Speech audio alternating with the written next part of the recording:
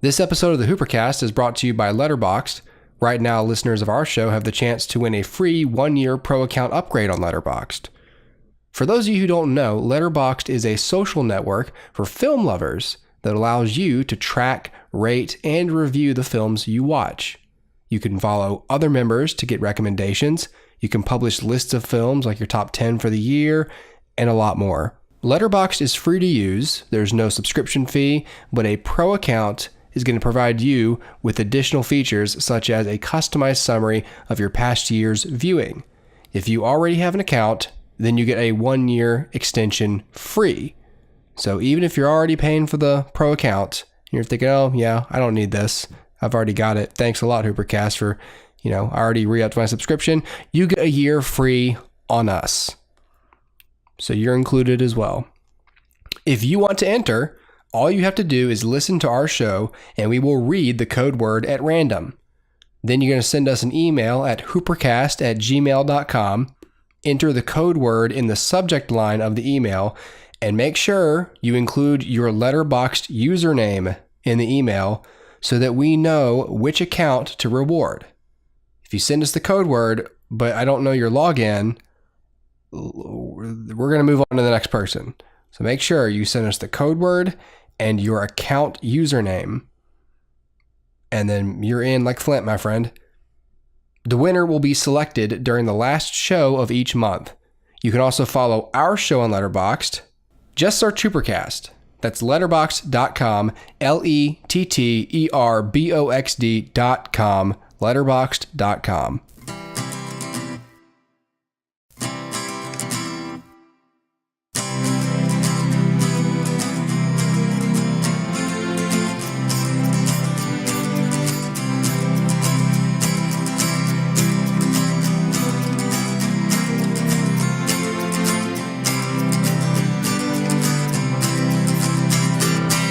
Damn right, everybody. It's the HooperCast. It is I, Connor. It is he, Dustin. It is me, Dustin. Yes. Do you wanna say that, or should No. Go ahead.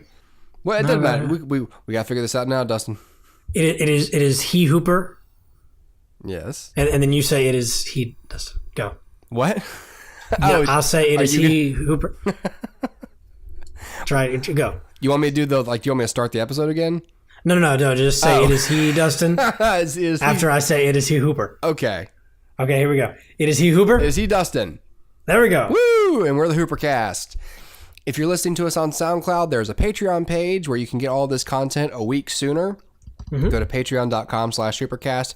Donate to one of those 3 tiers. I recommend the top tier, obviously, because it's the most money. But it's also the coolest stuff because then you get the video version of the show, which is pretty freaking sweet.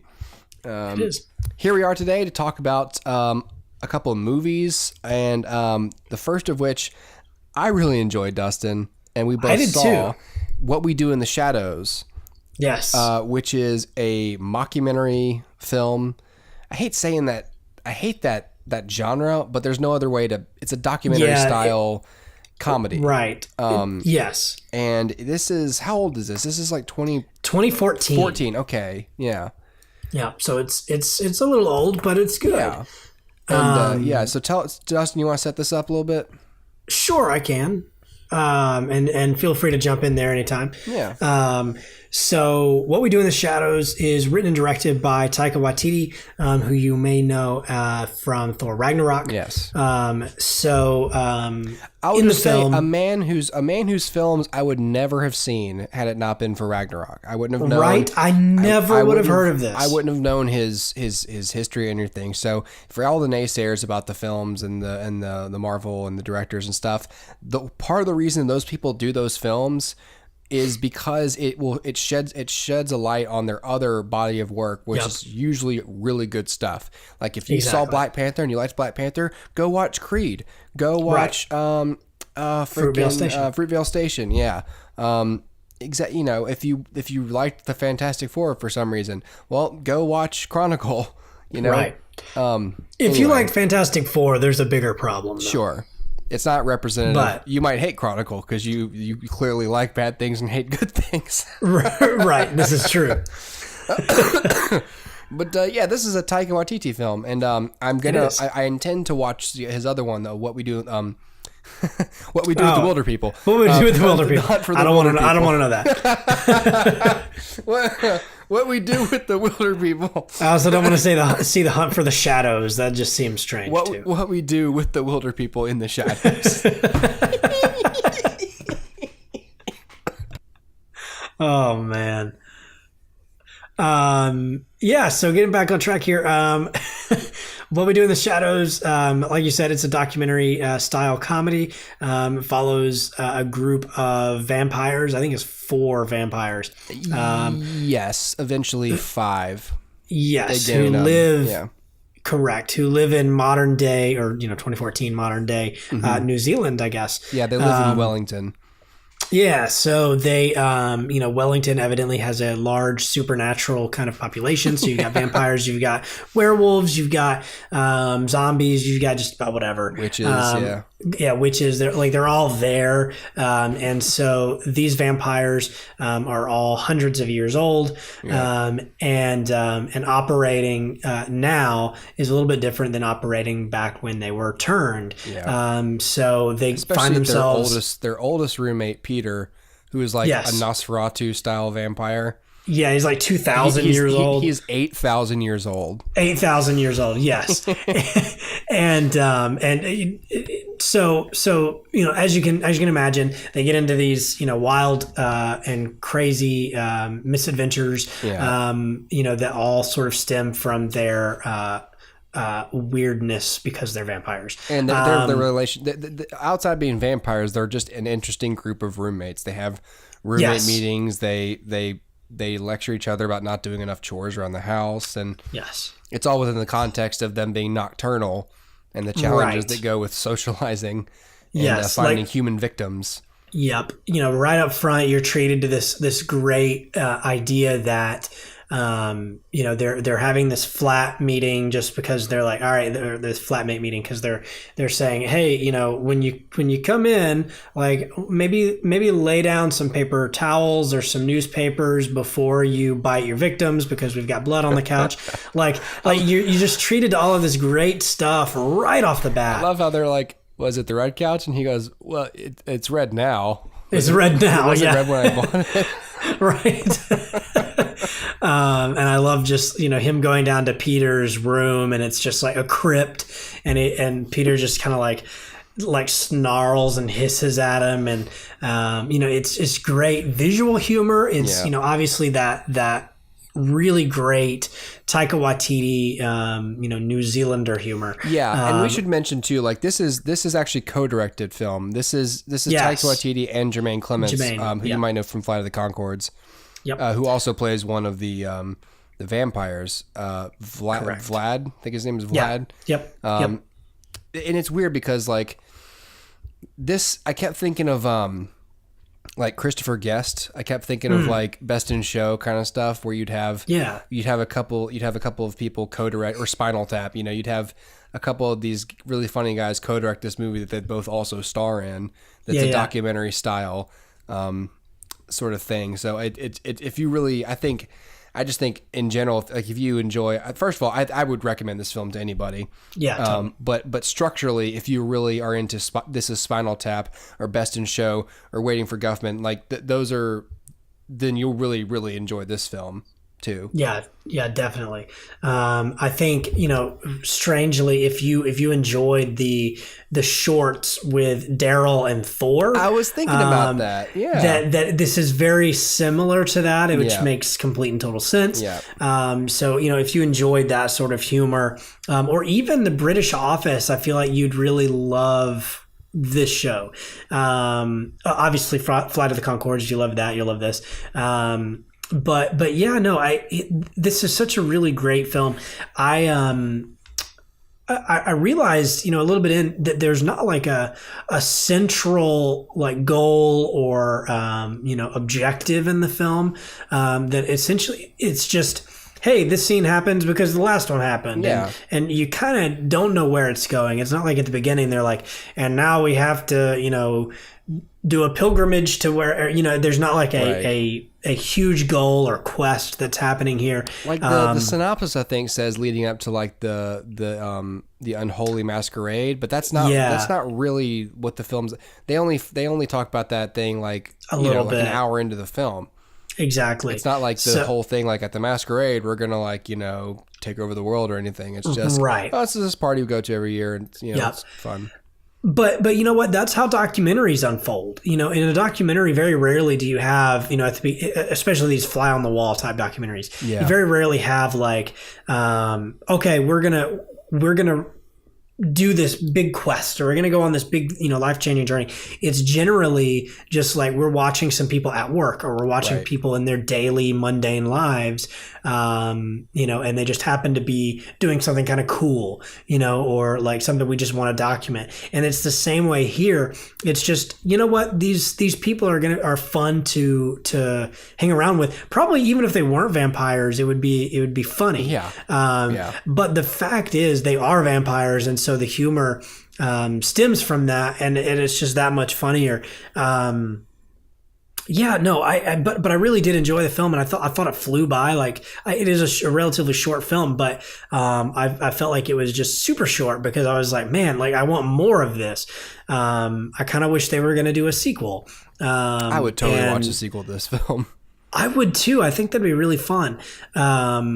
But yeah, there's some really good, kind of violent / gory gags here and there. Yeah. There's some good kind of, horror movie kills or whatever.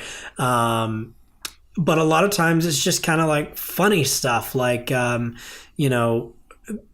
playing with vampires' powers of like turning into bats, or like mind control or hypnosis or whatever. Reflections and stuff. Yeah, not having reflections, not being photographed, that kind of thing. But it's it's just so smart. Like half of the jokes here, I don't know that I would have thought of, or at least, I don't know. Maybe I just don't know much about vampires, but the truth is, it's just such a smart movie. The groundwork was really done here in this movie, like structurally. Like it's a great concept, and the characters are really great. But like there's a fair level of improvisation, it appears, in this movie, but most of the jokes in this movie, like because a lot of times, like when there's films where like it's funny, like a film like Knocked Up is funny, but Knocked Up, if you look at it, is a lot of improvisation. So in that sense, it's like, okay, well, it's funny, but if on repeat viewings, it's not as funny because the construction of the jokes wasn't the improv. You know what I mean? You know what I'm trying to say? Like, it's more about the experience of like, oh snap, he said that. Yeah. And it's like rather off the cuff. This situation itself is funny. The more you watch it. So in this film, like the situations themselves are well constructed comedy. And then you do have improvisation or scripted. I can't really tell. Yeah. They go out to like a club the first night, and they're talking to people. And then I think one of my favorite jokes in the movie is, and I'll spoil it because I don't care. But there's so many good jokes in the movie. But one of the first ones I laughed out loud at was they go through the streets, and Vlad says something to the camera like, it's really sad, because when you're turned to a vampire, you stay that age forever. So sometimes you see kids out here, so they always look like kids, and then they walk up to like these couple of like 12-year-old looking girls, vampires, and he's like, oh, are you gonna kill some perverts tonight? And she's like, yeah, we're gonna be a pedophile later, actually. Right. And he says, oh, cool. Right. And just I like the idea of these two little girls who kill child rapists basically, right, and use themselves as bait. And what's funny about that too is that Vlad had previously revealed that he himself is like 17. You know what I mean? Like he was turned as a teenager, and times were difficult back then because clearly Jermaine's not that young. Yeah. It's stuff like that. I don't know. It's just funny. That's the thing. I took that as both like it could have been he's genuinely 17, or he could just be extremely insecure about the age he was when he died. He's and it could lying be to the either. crew. Right, it could be either, and that's the beauty of it. These characters are so well written that you've got these four guys, later five, that all have unique voices. They all have unique motivations and unique personalities, to the point where you're seeing them in all these different scenarios, whether it's at the ball or whatever, and it's all it all makes complete sense because it's born out of these characters' psychology. And so there's nothing worse. And, I'll be the first to admit, as much as I love The Office, there's the American Office. There's a sense where, after about season 5, into 6, they start to lose the voices of the characters a little bit. And so while maybe it still is funny, it's not born out of the voice of the character anymore. Yeah. It's born out of the voice of the writer. But here, this is very much character-born comedy, which is always funnier to me every time, because there's nothing worse than like in your mind's eye seeing the writer like snicker, like, oh, they're gonna laugh at this, and like writing that down. To me, it's always funnier if a character either thinks he's funny or doesn't, but regardless, it's born from the character, and that's what I loved about this. It's completely character-driven comedy. Yeah, it's and just the mythology, like you said, the fact that they kept the mythology consistent and clearly defined. Yeah. They have a really, really good dynamic with this group of werewolves who also they run into frequently in Wellington. Yes. The guy who I can't remember the werewolves, not swearwolves. Yeah, we're werewolves, guys, not swearwolves. Sorry. Why are you swearing so much? Yeah, I loved the werewolves. I liked their personalities. I liked that they're also trying to resist the stereotype. Like, I think at one point one of the vampires throws a fake stick. He's like, "Why don't you go get this?" They're like, "No, Tim, don't." And Tim chases it and goes, "Tim, there's nothing. There's not a stick. He's fucking with you." Right. It's like, "Oh, there's not." Like, "No, Tim. God." Right. I love the detail in those actors, like that their eyes sort of shine the way that a wolf's does, like little things like that just sell everything about this film. Yeah, the effects, I mean, like, and it's a pretty low budget film, and obviously when they fly, they're clearly on wires. But like, there's other things in here, like there's at one point a couple of the vampires fight and they turn into bats. And then, but what they get thrown or whatever, and like, they'll hit a wall and turn back into a human. And I was like, that looks pretty good. Like, it looked pretty. It does. I mean, I'm sure they're really practically done, so that's why they feel so like they have weight. But I just the film is appropriately budgeted. I would guess.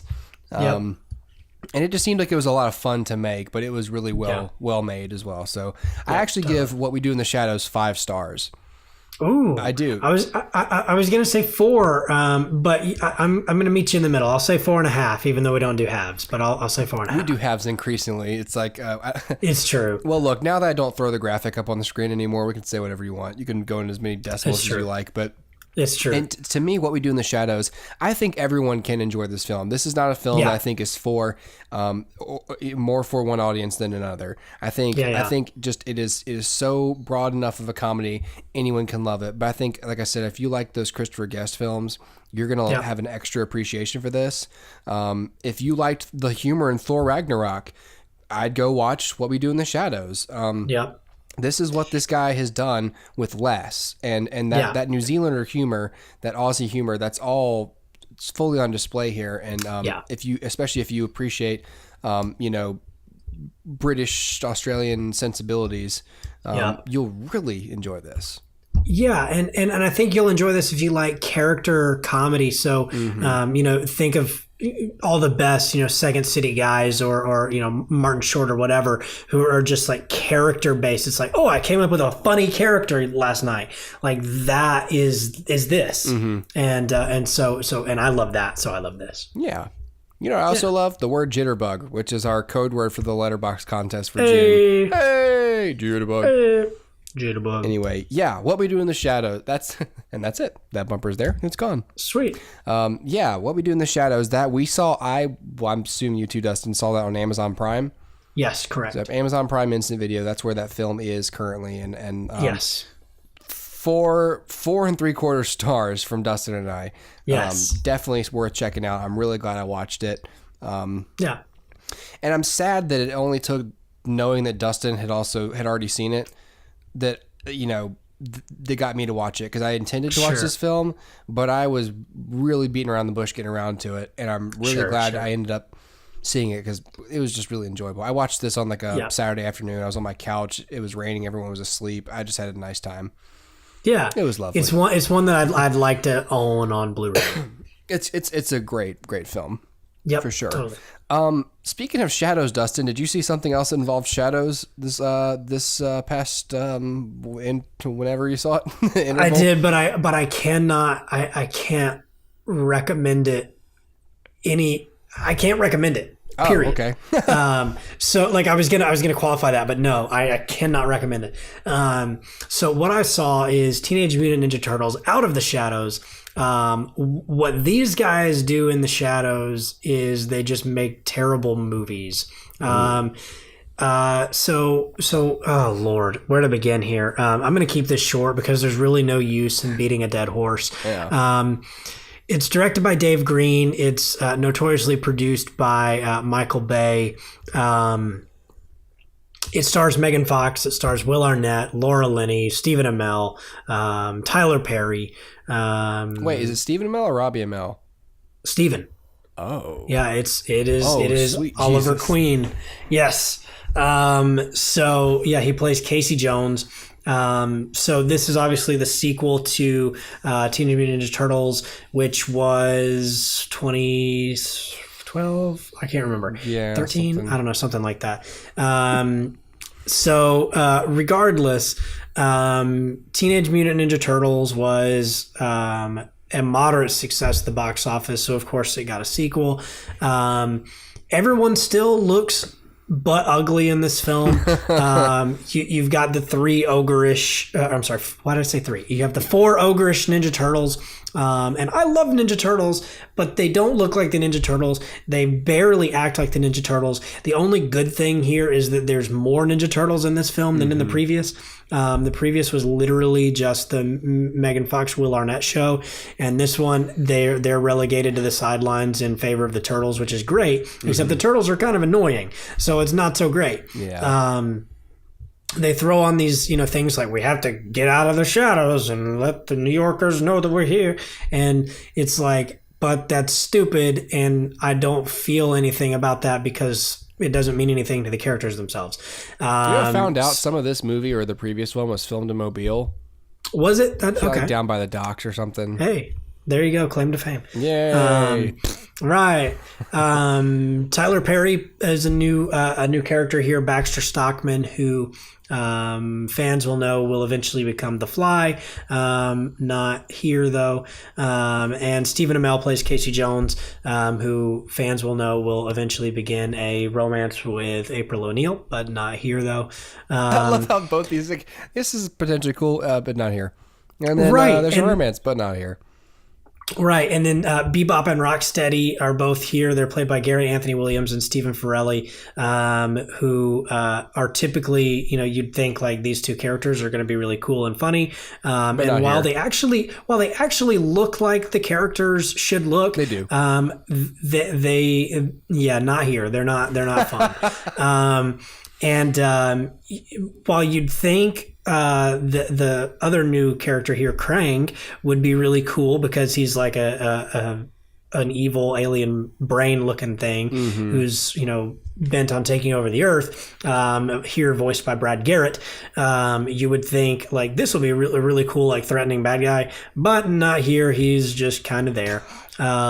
Literally, like, is only in the climax of this film, comes out of freaking nowhere. And you'd think like, oh, it's going to be like Bebop and Rocksteady, or you're going to have Shredder or whatever. And then like, boom, nope, Krang's the actual bad guy and literally puts Shredder on ice, like freezes him, puts him in like a cubicle, and I guess saves him for the sequel that's never going to happen. Whatever. Tyler Perry again does nothing. None of these characters do anything. The four turtles, there's no character arc whatsoever. Like usually there's like some ham-fisted character arc, like Leo and Raph are like fighting, and it's like, hey, you're not a leader, I hate you, Leo. And Leo's like, come on, Raph, you have to obey me. Splinter put me in charge. And like, no, you don't get any of that. Instead, you get Leo like keeping secrets from the group, and Michelangelo just saying dumb things that he heard on TV, and like none of it gels. Tony Shalhoub voices Splinter here for no apparent reason, even though he's not Asian, and it literally has like 2 lines this whole movie, and Splinter's like the Miyagi. Splinter's like the voice of reason, the wisdom, the heart of the whole thing, and he's not even here. The movie starts with Megan Fox, trying to be like she's a news reporter, so she's trying to follow a lead, but of course it ends with her in a like Catholic girl school uniform, which evidently she changes into in the middle of a crowded subway. Like none of it makes any sense. And because she's literally not wearing it, she walks through like a group of people and then is wearing it. It makes no sense. And like she's only there just so I don't know, just because she's her, and look at her butt, right? And like that's it. And so like Michelangelo can say weird things like, "Oh, I like her," or whatever, and it's like that's so uncomfortable. It's like you're a turtle, man. Like I don't understand any of this. And I haven't even talked about the plot because really there's not one. It's just like the turtles doing dumb stuff, and there's like like they go. I don't even know where they go. They went somewhere, and there's like a rainforest and a waterfall, and I'm like, I thought they were in New York. Like I can't keep track of any of this. And like you might say, like Dustin, Brooklyn waterfalls. Right. You might say, Dustin, it sounds like you didn't actually pay attention. And I would say, yeah, you're right. I didn't pay attention because it's stupid. Yeah. Like everyone's like, oh, it's probably really easy. They went to Buenos Aires, and you're like, oh, well, I missed it. And then they're like, but it's right there. And you're like, cool, but I missed it because I wasn't paying attention because it's stupid. Yeah. And like if the whole point is them coming out of the shadows and being known in New York, then why did they go to South America? Right. Like I don't understand any of this. The whole thing. What's your star rating?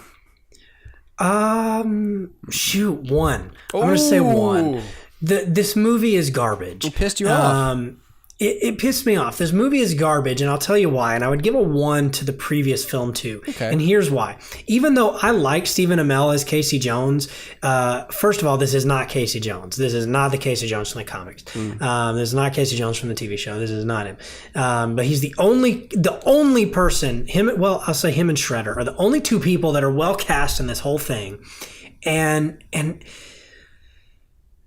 it pissed me off because the 4 turtles have been have had so many different chances both on television and in film.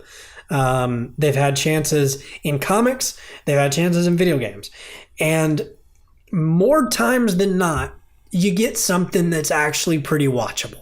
Why? Because the 4 turtles are really just the 4 humors. They're just the archetypes of the 4 humors that have been passed down in storytelling from the times of the Greeks. This is as simple as it gets. Yeah. And it's always watchable because of that. Yeah. And then you add on to that the heart and soul, which is Splinter, and then the absolute evil, which is Shredder. And you should have something that's watchable. Mm-hmm. You should have something that is interesting. And then if you add on to that their sister / best friend / caretaker, April, and her romantic interest, Casey Jones, who is this ultra-violent, murderous vigilante that the turtles basically have to, like, wean him off of the violence and water him down in a good way, that you should have something that is insanely, not just watchable, but actually good. And the fact that they got this out of that is a tragedy. And it makes no sense because it should be easy and it's all right there. Even Tyler Perry's Baxter Stockman, he's okay in this, but the fact is it shouldn't be Tyler Perry. And there again, he's this character that hints at like a larger sort of scope for these stories, beyond just Shredder. And then you have Krang, again, hints at a larger scope for these stories. All the pieces are there, and they're all misplaced, they're all mishandled, and they're all terrible. So I give this a 1. It is on Amazon Prime if you are a glutton for punishment, or if you're just a Turtles fan and you're like, you know what, I'm a completionist, I have to see it. It is on Amazon Prime, but I don't recommend it. And not just because you could say like, why do the Turtles wear so many clothes? Or why do they act this way? And there are plenty of problems with that too, like just the production design and character design. But what it boils down to is you do not have a good story because you do not have good characters. And you do not have good characters because you do not have writers who did the work. And that's what it boils down to. And so whether you have Megan Fox in this or whether you have Meryl Streep, you're not going to get anything good because the writing isn't good, because the characters aren't good, because the writers didn't try. Jeez. Well, there's that. There you go. Also, Meryl Streep as April O'Neil, I do not want to see. Please do not misconstrue that. Especially if you're going to dress her the same.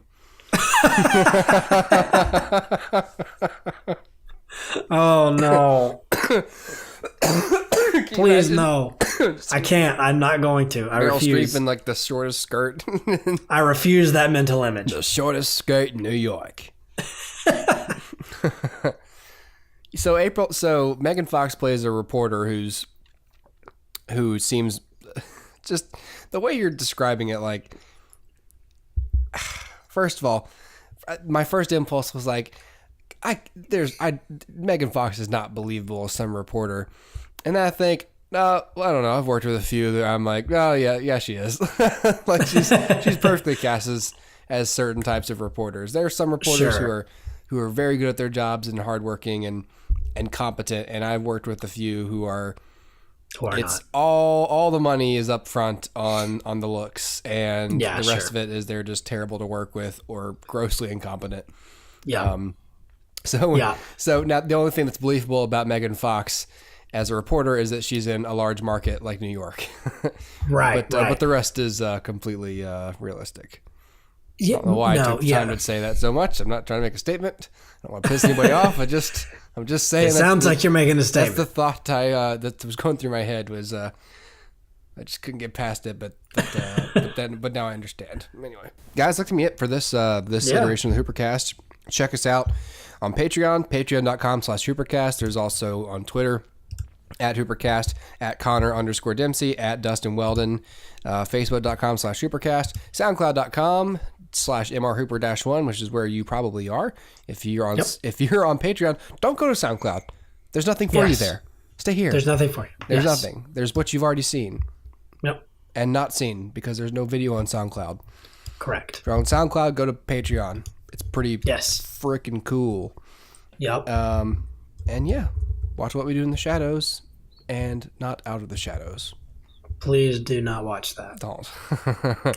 All right, guys. See y'all next week, Dustin. Yeah. Next week. Sounds good. Bye.